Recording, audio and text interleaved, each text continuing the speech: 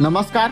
शहादा तळोदा मतदारसंघात 69.1% मतदान. यंदा मतदानाची टक्केवारी वाढली.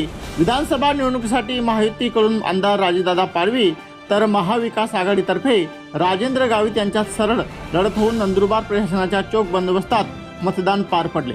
यात शहादा तळोदा विधानसभा मतदारसंघात 69.1% मतदान झाले. या विधानसभा क्षेत्रात यंदा मतदानाची टक्केवारी वाढली. या मतदानात झालेली वाढ कोणाला विजयी करेल हे मात्र 23 तारखेला समजणार. यावेळी मोठ्या प्रमाणात प्रचाराची धामधूम झाली होती. यातून प्रशासनाच्या माध्यमातून देखील मोठ्या प्रमाणात खबरदारी घेतली होती. शहादा तळोदा मतदारसंघात युवा व नवीन मतदारात कमालीचा उत्साह संचारला होता.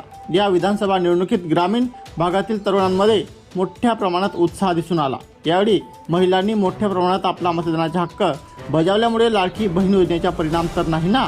आमच्या सातपुडा 24 न्यूजच्या माध्यमातून ग्रामीण व शहरी भागातील मजूर वर्ग, कष्टकरी महिला, नोकरदार वर्ग यांची थेट भेट देत हा सर्वे केला असून त्यात विद्यमान आमदार राजेदादा पाडवी ह्याची निवडणूक जिंकतील असा विश्वास ग्रामीण व शहरी भागातील नागरिकांच्या म्हणण्यानुसार हा सर्वे समोर आला आहे.